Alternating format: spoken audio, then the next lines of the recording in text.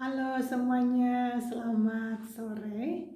Kali ini saya J ingin berbagi tentang bagaimana caranya untuk memaksimalkan uang tabungan kita agar tabungan kita cepat banyak.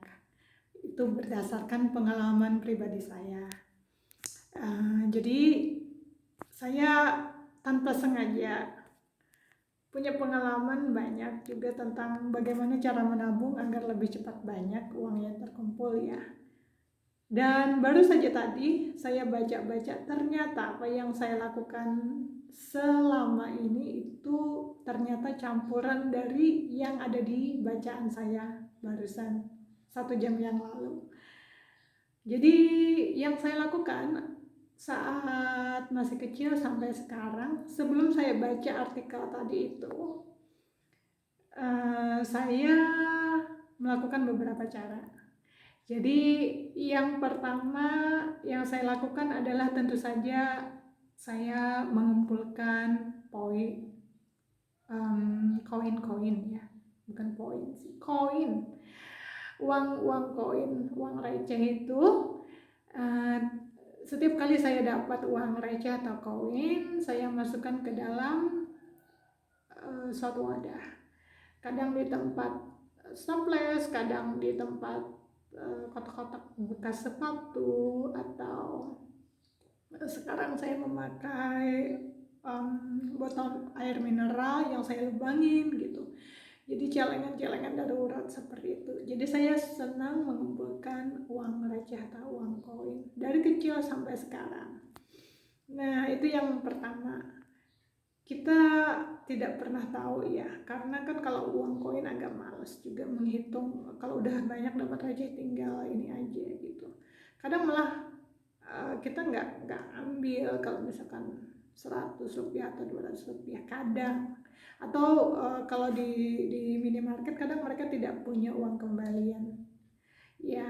Kalau dapat untung, kalau enggak ya gimana, mau gimana juga gitu. Nah, terutama kalau kita dapat, kadang kita asal taruh aja di mana gitu. Kalau saya enggak, saya kumpulkan gitu. Jadi di setiap akhir bulan saya usil juga, saya bongkar juga gitu, pengen tahu berapa gitu ujung-ujungnya. Ya fun aja sih, sekalian hiburan seperti masa kecil, ada sesuatu yang ditabung gitu, bikin gembira padahal nggak banyak totalnya, tapi ya kesenangan tersendiri lah mengingat masa kecil dulu. Terus cara yang kedua yang saya lakukan adalah saya juga suka mengumpulkan uang kertas yang kecil nominalnya, misalkan 1.000 rupiah gitu, yang kertas ya. Terus yang 2.000 rupiah saya pakai juga. Pokoknya yang di bawah 20.000 rupiah, maksimal itu 10.000 rupiah. Itu saya pakai juga. Dan saya sukanya apa? Kalau dapat uang kembalian yang 1.000 rupiah yang kertas sampai yang 10.000 rupiah itu saya lipat-lipat jadi segitiga agar mudah dan tidak memakan waktu, tidak memakan tempat banyak di tempat penyimpanan itu sementara itu ya. Jadi bisa dimaksimalkan di dalam wadah itu gitu untuk simpanan sementara. Iya, fun aja seperti yang saya bilang, seperti juga saat saya menyimpan uang-uang koin tersebut. Lalu cara yang ketiga adalah saya juga suka mengoleksi uang 20 ribuan. Jadi kalau ada 20 ribuan udah masuk aja ke dalam celengan sementara itu gitu loh. Dan di ujung bulan, di akhir bulan itu, karena itu gabungan segala macam, ada koin, ada uang receh, kertas 1.000-an sampai 10 ribuan, ditambah 20 ribuan gitu, banyak juga ternyata. Dan kadang ada sampai dapatnya di ujungnya itu totalnya di akhir bulan sekitar 500 ribuan, kadang lebih. Nggak nyangka kan, padahal itu uang sisa-sisa loh, dari sisa belanja, sisa beli bensin atau bahan bakar minyak atau pokoknya yang gitu-gitu, uang sisa gitu.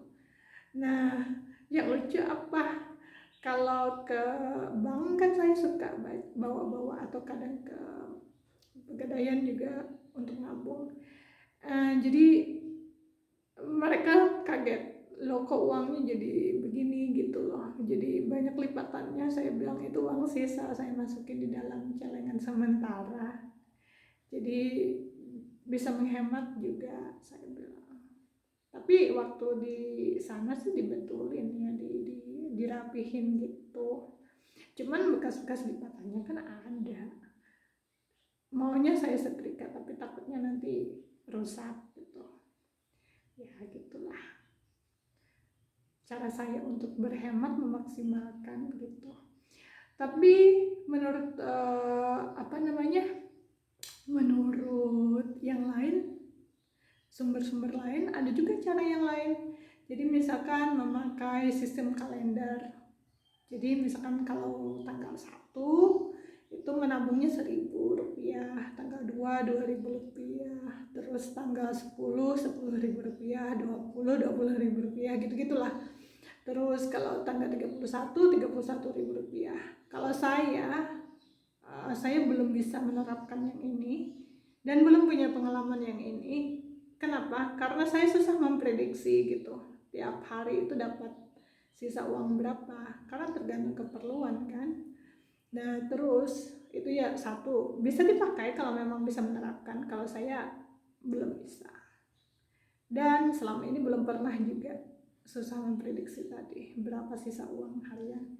Terus yang lain yang pernah saya alami tanpa sadar juga, setiap kali belanja, pokoknya setiap hari untuk beli keperluan harian atau beli bahan bakar minyak itu, karena saya kerja kan jauh, saya kerjanya 50 km lebih dari tempat saya tinggal gitu, itu baru satu kali jalan, baliknya kan perlu ini lagi gitu ya. Jadi yang gitu-gitulah, kadang juga agak capek, lapar gitu, beli apa gitu.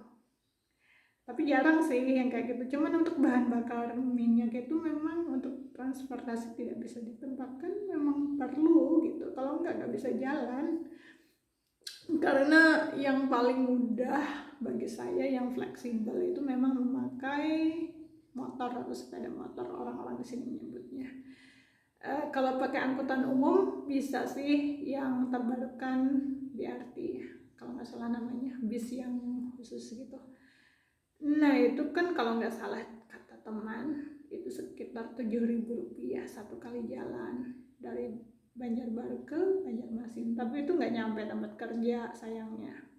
Jadi koridornya masih belum sampai ke tempat saya kerja. Jadi dari tempat pemberhentian terakhir itu di Banjarmasin harus naik Gojek lagi atau Grab lagi gitu, atau naik angkot lagi, kan perlu lagi. Sementara untuk yang angkutan tambahan itu lumayan gitu loh. Enggak sih kalau gimana, kalau tujuannya berhemat ya kita kan mikir keuangan kita ya, bukannya gimana.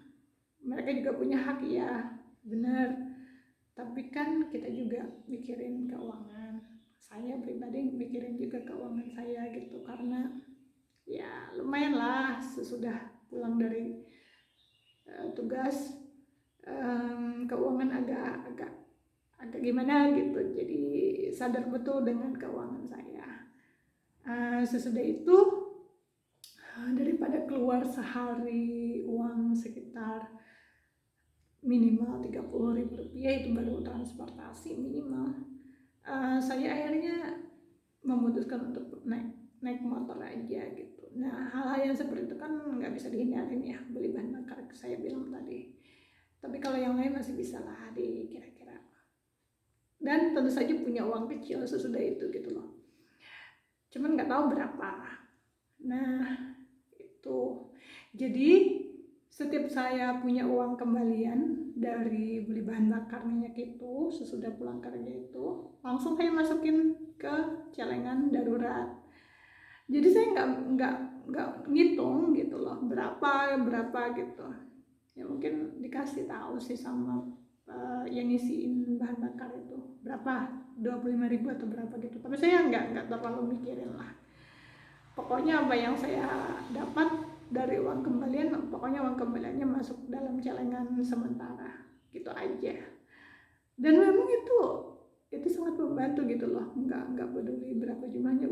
Di akhir bulan kan lumayan banyak gitu ya. Itu yang pernah saya lakukan dan sering saya lakukan jujur sampai sekarang.